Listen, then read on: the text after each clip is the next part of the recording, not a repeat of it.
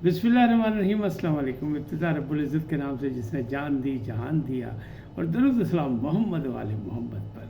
आइए उनके साथ नासिर नकवी हाजिर खिदमत है।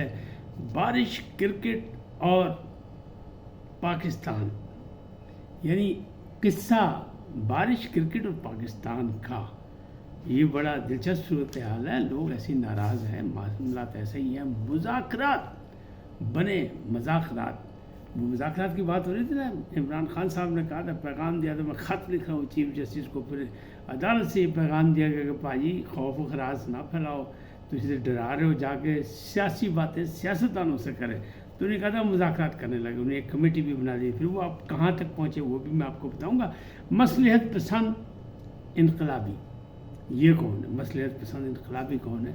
इसकी वजाहत मैंने आपको कल व्लॉग में सुनाई थी, तो अब उसको आगे मरियम भुट्टो के इंकशाफात। ये मरियम भुट्टो कौन है? इनसे जानते होंगे आप।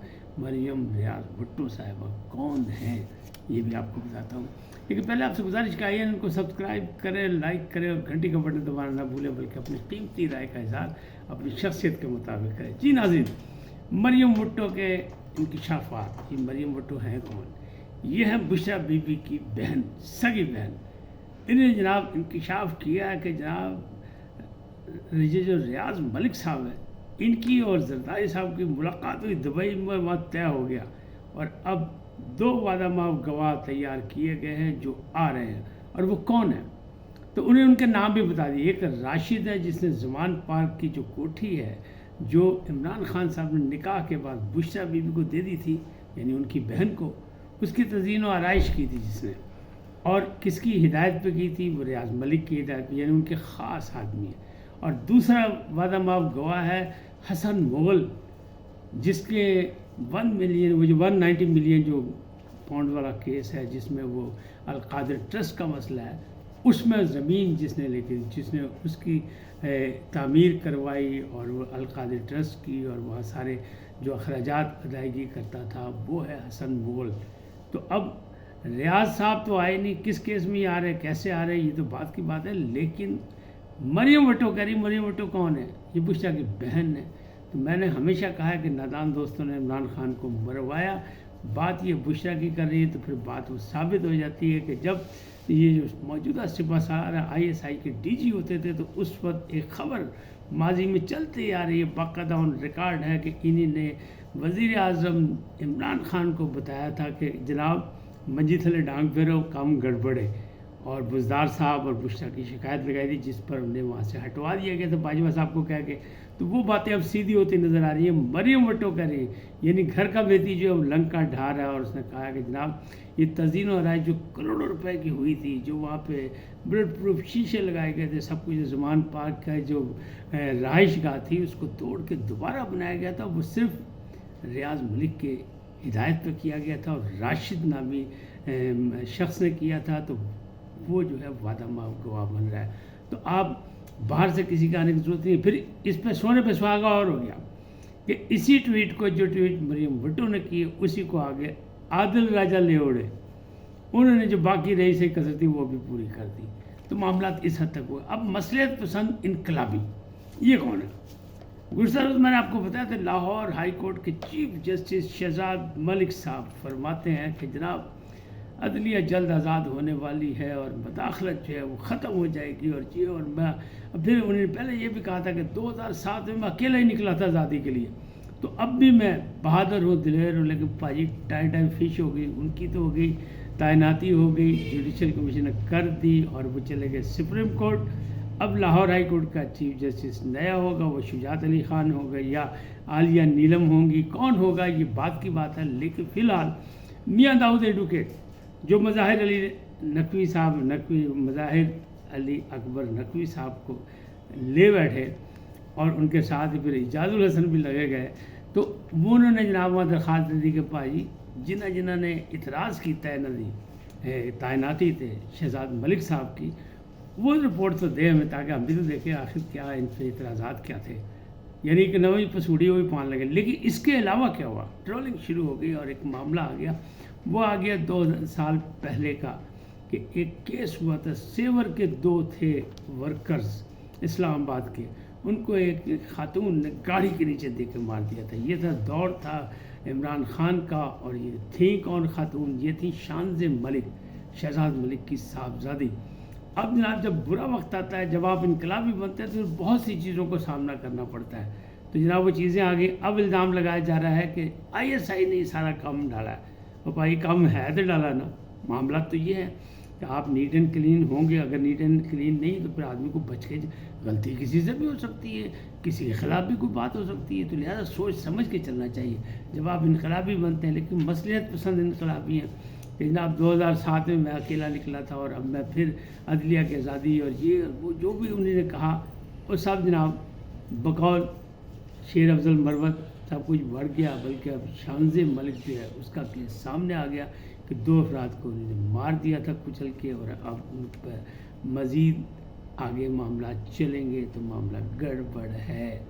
اب اس سے آگے چلیں تو پھر وہ مذاکرات کی بڑا دھوم تھا، اور بڑے پینترے بدلے، مطلب خان اعظم نے پہلے وہ کہتے تھے کہ ہم طاقتوروں سے مذاکرات کریں گے، سیاسی شخصیات سے نہیں کریں گے، لیکن پھر بعد میں وہ راضی ہو گئے۔ پھر انہوں نے ایک ٹیم بنائی، 3 رکنی ٹیم تھی، عمر ایوب خان کی، رؤف حسن صاحب کی۔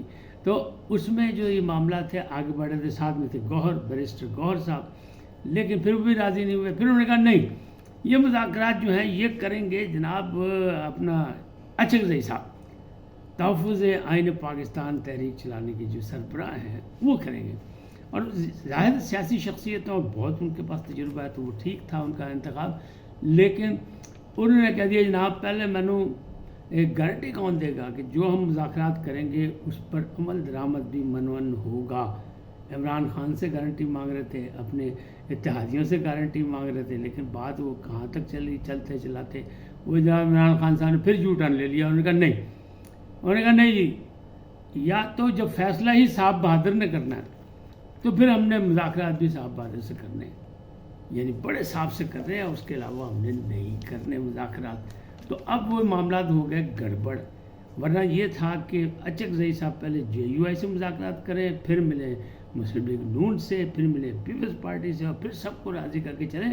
اور اس پر ایک بڑا بیان بھی اچک زئی نے دے دیا کہ جناب مسلم لیگ نون، پاکستان پیپلز پارٹی اگر ہمارے ساتھ نہ چلی تو پھر آنے والا وقت ایسا ہوگا کہ یہ لوگ گھروں سے نہیں نکل سکیں گے، یعنی ایک بڑی خوفناک بیان انہوں نے دے دیا۔ بہرحال اس کے باوجود مذاکرات جو ہیں ابھی تک مذاکرات ہی بنے ہوئے ہیں، مذاق بنا ہوا ہے، تمسخر اڑایا جا رہا ہے کہ یہ کیا ہو رہا ہے کیا نہیں ہو رہا۔ اب بات کرتے ہیں اس کی طرف، وہ جو میں نے پہلی بات کی کہ قصہ بارش، کرکٹ اور پاکستان کا۔ بارش نے پاکستان کو آؤٹ کر دیا T20 سے، امریکہ کو 1، اور دوسری مقابل ٹیم آئرلینڈ تھی وہ بھی 1 پوائنٹ ہو گیا، کیونکہ بارش نے جان ہی نہیں چھڑی جناب۔ تو بارش کبھی پاکستان کے لیے خوش قسمتی بن جاتی ہے، کبھی بد قسمتی بن جاتی ہے۔ اس وقت تو جان چھڑا دی پاکستان کی کہ جناب نیوے ہو کے نکل جاؤ، اس لیے کہ تم 2 میچ ہار گئے ہو، ایک امریکہ سے جو نومولود ہے، اور ایک بھارت سے جیتا ہوا ہے میچ ہار گئے، لہذا چپ کر کے عزت بچاؤ سے باہر نکل جاؤ۔ بارش نے یہ چانس دے دیا۔ جو بھی اختلافات ہیں، جو بھی ہیں، اس کی تحقیقات ہوگی۔ معاملات یہ ہے کہ ٹیم تقسیم ہے، اور ہمارا تو پورے ملک اس وقت جو معاشرہ تقسیم ہے، سیاسی طور پہ بھی، اخلاقی طور پہ بھی، ہر طریقے سے پارٹی بازی ہو رہی، تو اگر ٹیم میں بھی ہو رہی تو کوئی بڑی بات نہیں، لیکن بہرحال جو ٹیم میں پہلے بھی ہوتی ہیں اب بھی ہو رہی ہیں، تو یہ معاملات اس وجہ سے کہتے ہیں شکست ہوئی۔ لیکن بارش نے پاکستان کو بھیجا، لیکن یاد کریں وہ 92 کا ورلڈ کپ جو کپتان خان اعظم کہتے ہیں میں جیت کے لایا، تو اس کا بھی دیکھیں، نوٹ کریں کہ آپ پہنچے کیسے تھے سیمی فائنل میں، کہ بارش کی وجہ سے پہنچے تھے۔ ایک بڑی ٹیم بارش میں 1 پوائنٹ لے کے پیچھے رہ گئی تھی، کہ بارش نے وہ میچ چلنے ہی نہیں دیا تھا۔ خوش قسمت ہے اگر مگر میں، ابھی بھی ہم اگر مگر میں تھے کہ اگر مگر یوں ہو گیا وہ ہو گیا، تو اگر امریکہ آؤٹ ہو گیا تو ہم چلے جائیں گے 8 میں، اگلے راؤنڈ میں چلے جائیں گے، لیکن وہ بارش نے جان ہی نہیں چھوڑی۔ شکر کرو بھائی بارش نے جان نہیں چھڑی، تھوڑی جان چھٹ گئی۔ اب پاکستان آنے کے بعد اس ٹیم کے ساتھ کیا ہوگا، کیا تبدیلی ہوگی، ایک بڑا آپریشن ہوگا، کیونکہ آپ کو پتہ ہے محسن نقوی تو باز نہیں آتے، اور بہت فل اس وقت طاقت میں، اور وہی کرکٹ بورڈ کے مطلب صدر ہیں۔ تو اس وقت انہوں نے پہلے اعلان کر دیا کہ جناب کارکردگی کی بنیاد پہ سینٹرل کانٹریکٹ جو ہیں ان کا فیصلہ کیا جائے گا، اور کس کی تنزلی ہوگی، کچھ کی ترقی تو کسی کی نہیں ہوگی، اور کچھ کو نکال دیا جائے گا، یعنی فارغ کر دیا جائے گا، کانٹریکٹ ختم کر دیا جائے گا. تو حالات ایسے ہو گئے. آج اتنے، پھر ملیں گے نئے موضوع کے ساتھ. جاتے جاتے آپ سے درخواست، آئیے ان کو سبسکرائب کریں، لائک کریں، گھنٹے کا بٹن دبانا نہ بھولیں، اور اپنی قیمتی رائے کا اظہار اپنی شخصیت کے مطابق کریں. سدا سلامت رہیں. اللہ نگہبان.